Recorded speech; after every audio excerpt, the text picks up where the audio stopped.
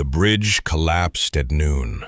One moment, 15 Vikings were crossing, warriors, traders, children. The next moment, they were falling, screaming, crashing into the river 30 feet below, wood splintering, ropes snapping, bodies hitting water and rocks. And when the dust settled, when the screaming stopped, 15 people were dead. And everyone blamed me. Because I built that bridge, because I designed it, because I swore it was safe, because I was the engineer who'd promised it would hold.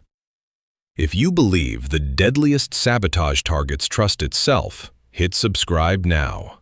This story exposes how professional jealousy kills. My name is Halvard. I'm a Viking bridge engineer. For 12 years, I've built crossings over rivers, valleys, gorges. 20 bridges across 3 settlements. Never lost one. Never had a failure. My bridges were known for strength, for lasting decades, for being safer than boats. Until yesterday. Until the Raven River Bridge collapsed and killed 15 innocent people. I'd spent 6 months building it. The longest span I'd ever attempted, 80 feet across, 40 feet above the water at high point. Revolutionary design using rope suspension and wooden planking. The Jarl wanted something impressive, something that would attract traders, show engineering prowess. I delivered, built a bridge that was beautiful and functional, tested every joint, every rope, every support beam. It was perfect. The opening ceremony was yesterday morning. Jarl Magnus himself walked across first, tested it, declared it safe. Magnificent, a triumph of Viking engineering. Merchants started crossing, moving goods. By noon, traffic was constant, people trusting my work, trusting my reputation. Then, I heard it. A crack, sharp, loud, echoing across the valley. I looked up from my workshop, saw the bridge, saw ropes starting to fray, saw the deck tilting. "Get off!" I screamed. "Everyone off the bridge, now!" Too late. The main support rope snapped. The whole structure twisted sideways. People grabbed railings, tried to hold on. But physics doesn't care about desperation. The deck collapsed. 15 people fell. Some hit water and drowned. Some hit rocks and died instantly. Some survived the fall but were crushed by falling timber. Comment below if you've ever been blamed for something sabotaged by others.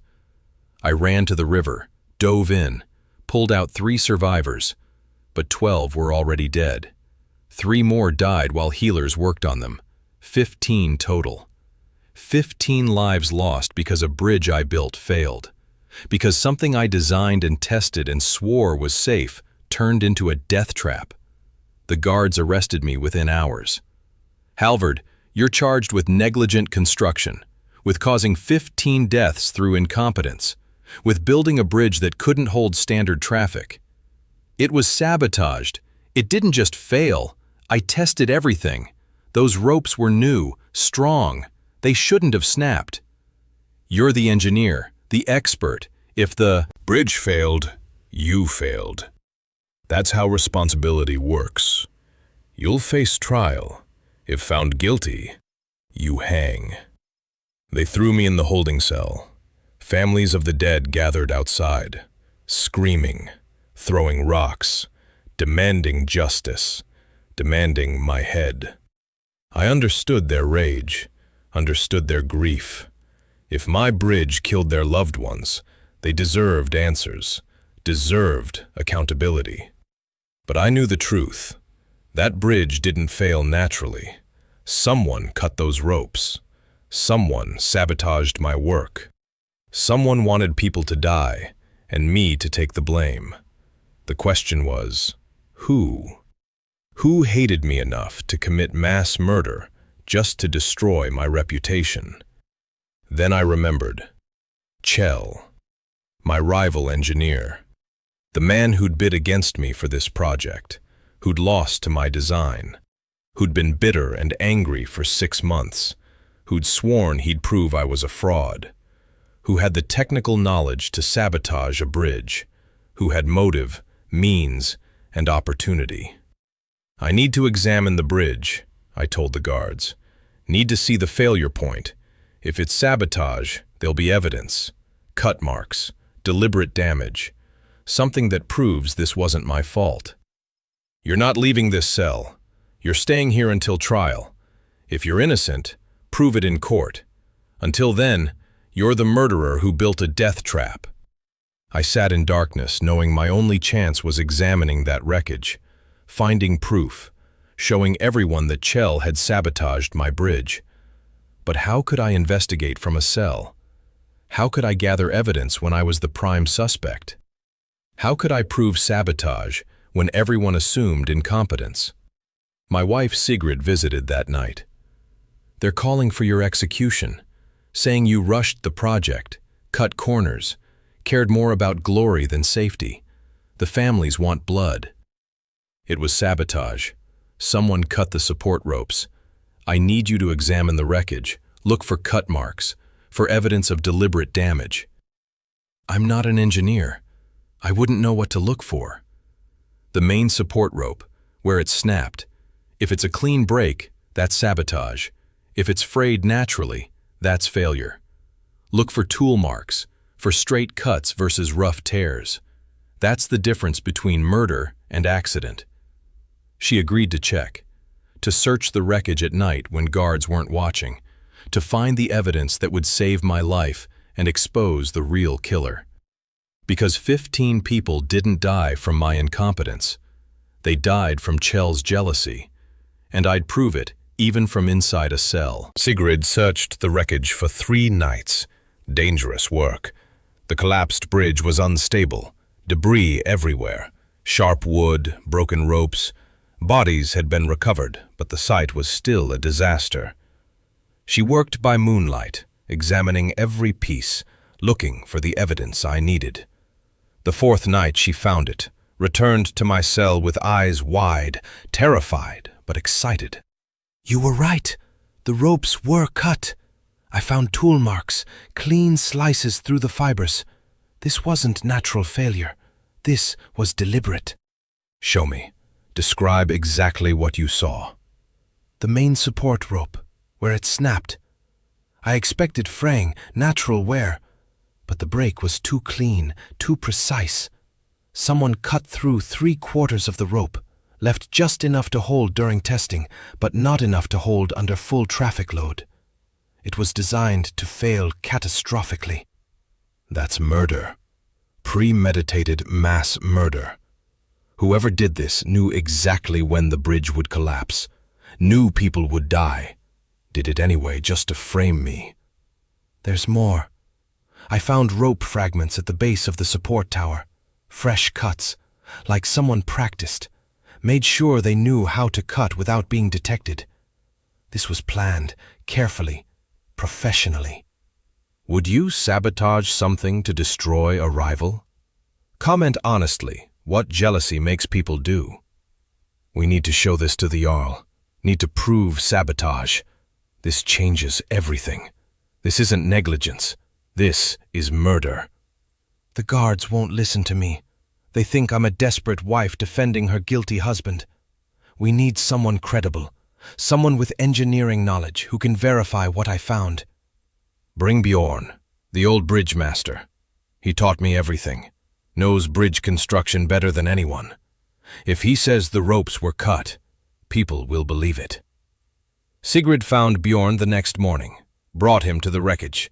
He was 70 winters old, half blind, but his hands knew engineering like warriors know swords. He examined the ropes, ran fingers over the break points, studied the failure pattern. "This was sabotage," he declared. His voice was firm, certain. "I've seen 100 bridge failures in my life. Natural wear looks different, frays gradually, shows weathering, deterioration. This is clean cutting, deliberate weakening.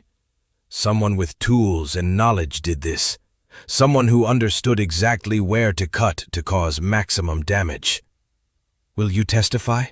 At my trial? Tell the Jarl what you found? Yes, but Halvard, finding sabotage isn't enough. You need to prove who did it.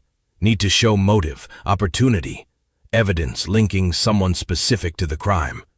Otherwise, it's just proof of sabotage with no culprit. That doesn't free you, just proves someone else was involved. He was right. I needed to connect Kjell to the sabotage. Needed evidence that placed him at the bridge, that showed he had access, that proved he cut those ropes. But how? Kjell was smart, careful. He wouldn't leave obvious clues. Did. Anyone see Kjell near the bridge in the weeks before collapse? I asked Sigrid. Anyone who can place him there? I'll ask, quietly. See if workers remember seeing him. If he was spotted examining the structure. Anything that proves he had opportunity. She interviewed everyone. Bridge workers, guards, merchants who crossed regularly. Most remembered nothing useful. But one young guard, barely 20 winters old, remembered something odd. About a week before collapse, I saw someone near the support towers, late at night. Thought it was you, Halvard. Same build, same clothes, carrying tools. I called out, but he didn't respond, just climbed down and disappeared into the forest. I assumed you were doing late-night inspections. Didn't think much of it. What did his face look like? Could you see clearly? Too dark, too far away. But his build matched yours. His height, his movement. I was certain it was you. Why else would someone be at your bridge at midnight with tools? Okay, someone wanted to look like me. Wanted witnesses to think the engineer was there. Wanted me blamed if anything went wrong. Kjell is my height, my build. In darkness, we'd look similar. If he wore clothes like mine, carried engineering tools, he'd pass for me easily. But that's not proof. Just a guard who saw someone who might have been Kjell, or might have been you, or might have been anyone. The defense will destroy that testimony. She was right. I needed more. Needed physical evidence. Needed something that placed Kjell at the scene undeniably. Then I remembered. Tools. Engineers have specific tools, custom-made, marked with maker's stamps. If Kjell used his tools to cut those ropes, if he left any behind, if we could find them, that would be proof. Search the area around the bridge. Look for tools, knives, cutting implements, anything that might have been dropped or hidden. If Kjell worked at night, if he was rushed, he might have left something. Sigrid and Bjorn searched for 2 days, found nothing near the bridge. But then Sigrid thought to check the forest where the guard saw the figure disappear. Found a small clearing, evidence of someone camping, waiting, watching. And there, hidden under leaves, wrapped in oiled cloth, was a knife. Not a common blade, an engineer's precision cutting tool, used for trimming ropes, shaping wood, detailed work. And stamped on the handle was a maker's mark. The same blacksmith who made all of Kjell's tools. The same distinctive mark Kjell's equipment always carried. "This is it," Sigrid breathed. "This proves Kjell was here. This proves he had cutting tools. This connects him to the sabotage. We have evidence." Now we just needed to present it. Needed to convince the Jarl. Needed to expose Kjell before my execution. Because the trial was tomorrow. And without this evidence, I'd hang for murders I didn't commit. For an engineering failure that was actually murder disguised as incompetence. Tomorrow would decide everything. My life, my reputation, my family's future. And somewhere in the settlement, Kjell was sleeping peacefully, believing he'd gotten away with killing 15 people and destroying his rival, believing no one would ever know. He was wrong, and tomorrow, everyone would learn the truth. The trial assembled at dawn. 300 people gathered, families of the dead in front, demanding justice, demanding my head. The Jarl sat on the platform. Kjell stood nearby, not as defendant, as expert witness, called to explain what went wrong with my bridge, to confirm my incompetence, to seal my fate while hiding his guilt. This assembly judges Halvard for negligent construction, the law speaker announced. 15 died when his bridge collapsed. The question is whether this was accident or crime, incompetence or murder. Murder? Kjell stepped forward. His voice was shocked, offended. This was clear negligence. Halvard rushed the project, used inferior materials, ignored safety protocols. I reviewed his design months ago, warned him it was unsafe. He ignored me. This tragedy was predictable, preventable, and entirely his fault. The crowd murmured agreement. Kjell was respected, known as careful, conservative. If he'd warned about design flaws, that made me look even worse, made my guilt seem obvious. I have evidence, I said. My voice carried across the assembly. Evidence that proves sabotage, that proves this wasn't accident, but deliberate murder, and evidence that proves who really killed 15 innocent people. Sabotage, the Jarl leaned forward. Explain. The main support rope didn't fray naturally. It was cut, deliberately, 3/4 through. Someone with engineering knowledge knew exactly where to cut, knew how to make it look like natural failure, knew it would collapse under full load and kill everyone crossing. That's absurd, Kjell shouted. You're making desperate accusations, trying to blame mysterious saboteurs instead of accepting responsibility. Bjorn the bridge master examined the wreckage, I continued. He confirms the ropes were cut, shows tool marks, deliberate damage. This wasn't my failure. This was someone else's crime. Bjorn stepped forward, old, respected, trusted. The boy speaks truth. I've built bridges for 50 years. I know natural failure from sabotage. Those ropes were cut, professionally, by someone with knowledge and tools. This was murder disguised as engineering failure. The assembly went quiet, listening, reconsidering. If Bjorn said sabotage, people believed it. But that raised new questions.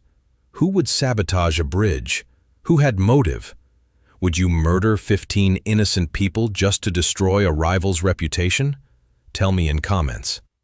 Who would do this? The Jarl asked.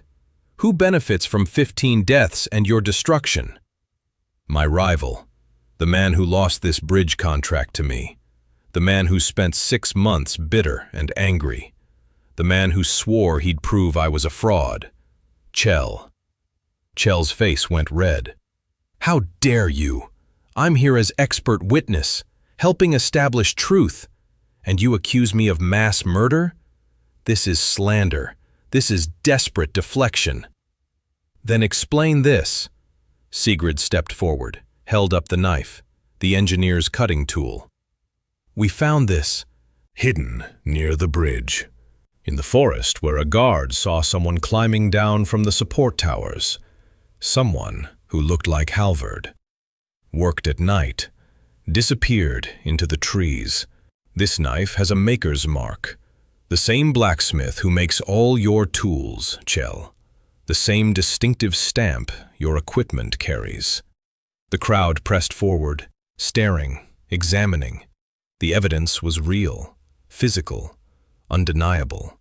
That knife belonged to an engineer, and the maker's mark pointed directly to Kjell. That proves nothing, Kjell said. His voice was shaking now, defensive. Anyone could have my knife, could have stolen it, could have planted it to frame me, just like someone sabotaged the bridge to frame Halvard. Then explain your motive, I said. Explain why you were so bitter about losing this contract. Why you warned everyone my design was unsafe. Why you predicted failure. Why you were so certain disaster would come. Unless you knew disaster was coming. Unless you planned it. Unless you cut those ropes yourself. I warned because your design was genuinely unsafe. Because I cared about public safety. Because I'm a responsible engineer who puts lives over glory. You warned because you wanted people to blame me when your sabotage succeeded. Wanted everyone to think you'd predicted my incompetence. Wanted to position yourself as the wise alternative, when really you were the murderer creating the disaster you claimed to predict. The Jarl stood up. Kjell, were you near the bridge the week before collapse? Were you examining the structure? Were you anywhere near the support towers? I may have visited. Professional curiosity.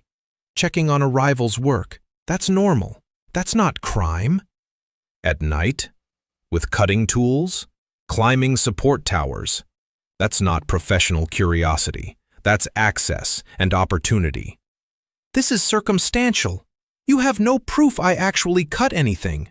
No witnesses who saw me sabotage. Just a knife that might be mine and might not be. That's not enough for murder charges. Then explain the timeline, Sigrid said. The guard saw someone at the bridge 1 week before collapse. That same night, this knife was hidden in the forest. The next day, Kjell, you suddenly stopped visiting the construction site. Stopped your professional curiosity. Why? What changed? What made you avoid the area unless you'd finished your sabotage and didn't want to risk being connected? Kjell had no answer. His face was white, sweating. He looked around desperately, looking for support, for allies, for anyone who'd defend him. But people were backing away, staring, seeing him differently, seeing guilt where they'd seen expertise. I demand Kjell's tools be examined, I said. All of them. Compared to the cut marks on the ropes. If his knives made those cuts, if the blade pattern matches, that's proof. Scientific proof. Undeniable. The Jarl ordered it. Guards went to Kjell's workshop, brought back his tool collection. Master Bjorn examined each one, compared cutting edges to the damaged ropes, and found it. One knife, missing from the set, the exact size and shape of the cuts, the blade that had been used to sabotage my bridge, the blade now hidden in the forest, with Kjell's maker's mark. This is your knife, Bjorn said, holding up the forest discovery. Matches your set perfectly, fits the missing space in your tool roll, and the cutting edge matches the damage on the support ropes exactly. This blade made those cuts. This blade killed 15 people. And this blade belongs to you. Kjell's face crumbled. The defense was gone. The evidence was overwhelming. Physical, technical, undeniable. His knife, his maker's mark, his access, his motive. Everything pointed to one conclusion. He'd sabotaged my bridge, murdered 15 innocent people, all because he couldn't accept losing a contract, all because professional jealousy twisted into mass murder. I wanted to prove you were a fraud, Kjell whispered. His voice was hollow, broken. Wanted to show everyone you didn't deserve that contract, didn't deserve the recognition, the glory. I'm the better engineer. I should have won. But you took everything. So I took it back. Made sure your masterpiece became your downfall. Made sure everyone would remember you as the engineer whose bridge killed 15 people. That was supposed to destroy you. Make you suffer like I suffered. So you admit it? The Jarl asked. You admit sabotage? Murder? Killing 15 innocent people just to hurt your rival? Yes, I did it. All of it. And I'd do it again. Because he deserved to suffer. Deserved to lose everything, just like he made me lose. The assembly erupted in rage. Shouts, accusations, demands for blood. Not my blood anymore. Kjell's, the real murderer. The jealous engineer who'd killed 15 people for professional revenge. The confession changed everything. Kjell's admission of guilt, his casual explanation of mass murder, his complete lack of remorse. The assembly had expected to watch me hang. Instead, they were witnessing the exposure of a killer who'd hidden behind professional reputation. 15 people, the Jarl said. His voice was cold, hard. You murdered 15 people. Not in battle, not in raid, not even in personal conflict. You killed strangers, innocent travelers, children, just to destroy a rival engineer's reputation. Explain how that's justified. Explain how professional jealousy justifies infanticide. They were collateral damage, Kjell said. His voice was flat, empty. Necessary casualties. If I'd just cut the ropes and nobody died, nobody would care. Nobody would blame Halvard. The bridge had to fall catastrophically, had to kill people, had to be a disaster so massive that his reputation would be destroyed forever. That required deaths, required tragedy, required sacrifice. Sacrifice?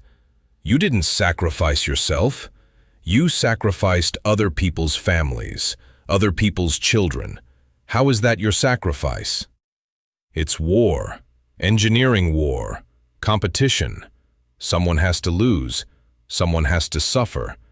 I made sure it was Halvard, not me. That's strategy. That's winning.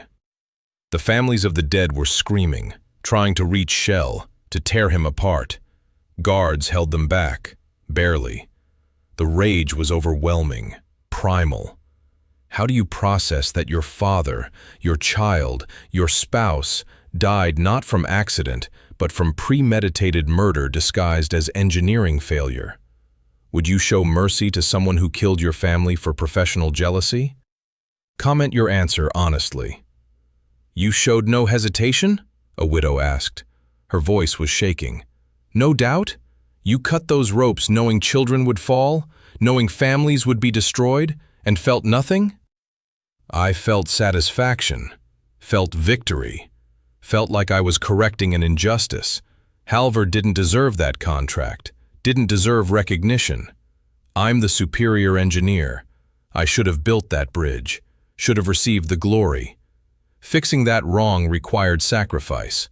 I made the sacrifice. Others paid the price. That's how the world works. That's how murder works, the Jarl corrected. That's how evil operates, justifying other people's deaths for personal gain. You're not an engineer anymore, Kjell. You're a mass murderer, and this assembly will judge you as such. The trial was brief. Evidence was clear. Confession was recorded. Witnesses confirmed sabotage. The knife proved method. The motive proved intent. Everything aligned. Everything pointed to one conclusion. Kjell had deliberately murdered 15 people through bridge sabotage. The assembly voted. Unanimous. Guilty on all counts. 15 counts of premeditated murder. Sabotage. Attempted murder of me through false accusation. The sentence was equally unanimous. Death. Immediate. Public. As brutal as his crime. I don't care, Kjell said when they announced the verdict. I proved my point. Halvard's reputation is destroyed anyway. Everyone will always wonder if his bridges are safe, wonder if he cut corners, wonder if the next one will fall. I won even dying. I destroyed him professionally. That's worth execution. You proved nothing except that jealousy kills, I said. My bridge was sound, tested, safe. It only failed because you sabotaged it. Everyone knows that now. My reputation is restored. Your reputation is destroyed. You're remembered as a murderous coward who killed children because you couldn't accept losing fairly. That's your legacy. That's your immortality. We'll see. Time will tell. Engineers will study this collapse, will debate what went wrong, will question your design choices, will wonder if maybe, possibly, I was right about the flaws.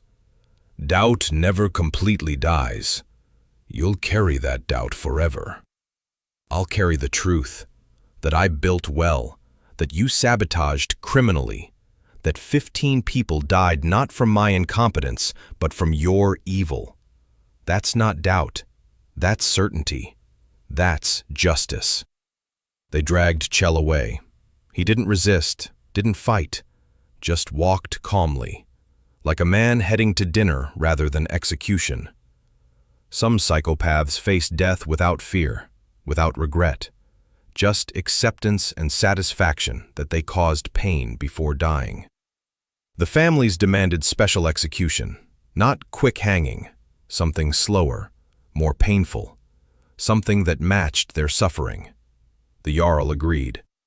Kjell would be executed by drowning, weighted and thrown into the same river where his victims died, left to struggle, to panic, to experience a fraction of what those 15 people experienced when the bridge collapsed.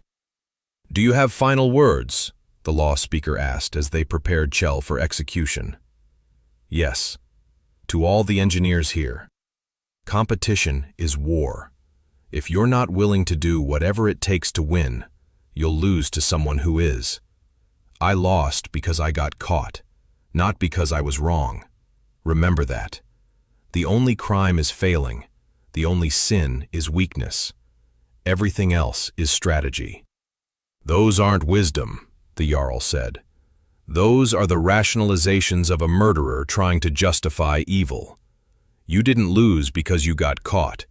You lost because you chose murder over honor, because you valued winning over humanity, because you became a monster disguised as an engineer."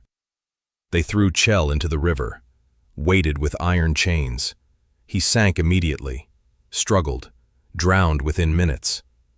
15 families watched. Some cried, some cheered, some just stared, processing, trying to find closure in revenge, trying to believe that his death somehow balanced their losses. It didn't. It never does. But it was justice, legal, sanctioned, necessary. The murderer paid for his murders. The saboteur suffered for his sabotage. The system worked, even if the pain remained. As Kjell's body was pulled from the river and buried in unmarked ground, the Jarl turned to Me. "Halvard, you're cleared of all charges, vindicated completely. The settlement owes you apology, owes you compensation, owes you the honor that was temporarily stolen." "I just want to rebuild, want to restore trust in my engineering, want to prove that my bridges are safe when not sabotaged by jealous rivals." "Then rebuild. I'm commissioning a new bridge. Same location, same design, but this time with guards, with oversight, with protection against sabotage. Show everyone that your engineering is sound, that the failure was criminal, not technical, that Viking bridges are safe when built by honest engineers." I agreed, took the commission, started planning immediately, not just for engineering, but for security, for protocols that would prevent another Kjell, another jealous rival who valued winning over lives, another murderer hiding behind professional reputation. The bridge would rise again, better, stronger, protected, a memorial to 15 victims, a testament to survived sabotage, a promise that justice wins, eventually, even when evil hides behind engineering tools and professional jealousy. Rebuilding took 8 months, not because of complexity, because of caution, because every rope was tested 3 times, every beam was inspected, every joint was verified. Guards watched construction day and night, preventing sabotage, preventing anyone with jealousy or grudges from approaching. The families of the 15 dead were involved, approved every decision, watched every test. They'd lost loved ones to my bridge. Even though Kjell sabotaged it, even though I was innocent, their pain was real. Their loss was permanent. They needed to trust again, needed to believe Viking engineering could be safe, could be honorable, could build instead of kill. "Will it hold?" a widow asked. Her husband had died in the collapse. She had 3 children to raise alone. "Will this bridge stay standing, or will it fall again?" "It will hold. I guarantee it. Not with words, with testing, with evidence, with demonstrations. Watch." I loaded the bridge with stones, 2,000 pounds, double the weight of normal traffic. Let it sit for 3 days. No sagging, no creaking, no stress. Then I walked across myself, jumped, stressed the structure deliberately, proving it could handle abuse, proving it was over-engineered, proving safety through demonstration, not promises. "I trust you," she said finally, "not because you're convincing, but because you suffered too. You were almost executed for Kjell's crime. You lost reputation, lost time, lost peace. You understand loss. That makes you careful. That makes you trustworthy." The new bridge opened on the anniversary of the collapse. Intentional timing. Symbolic.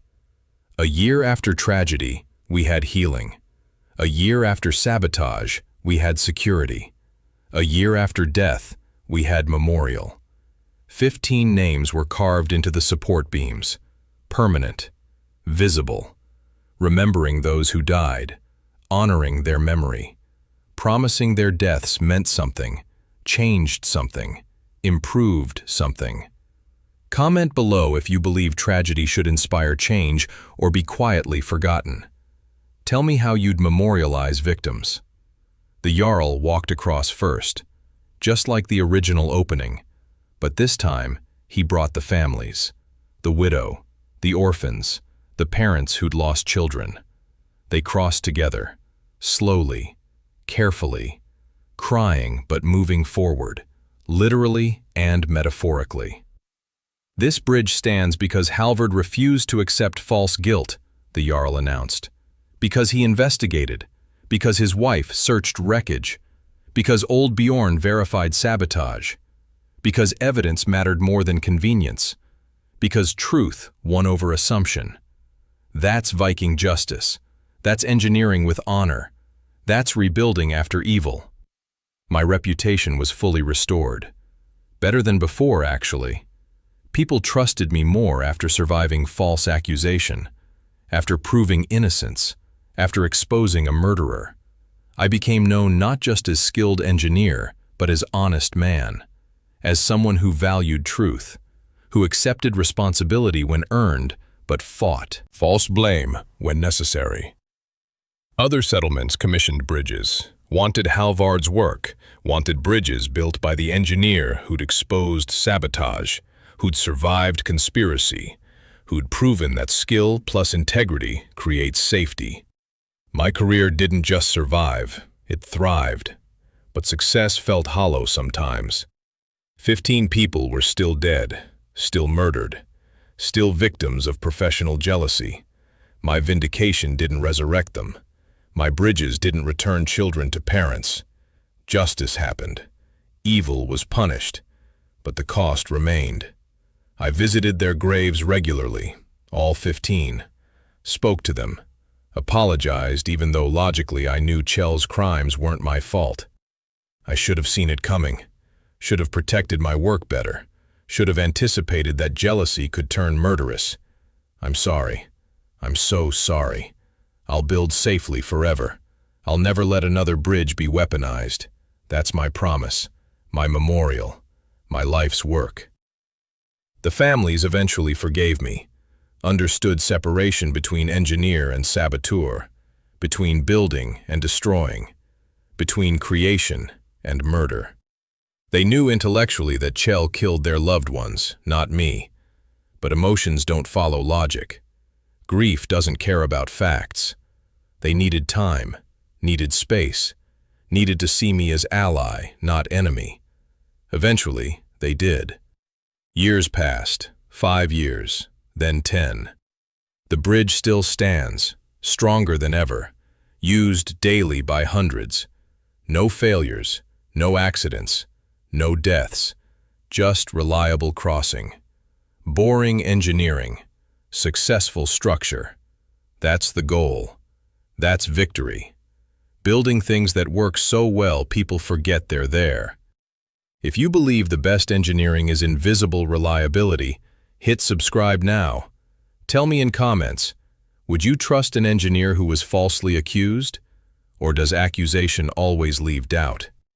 In the world of Vikings, professional jealousy can kill more than combat.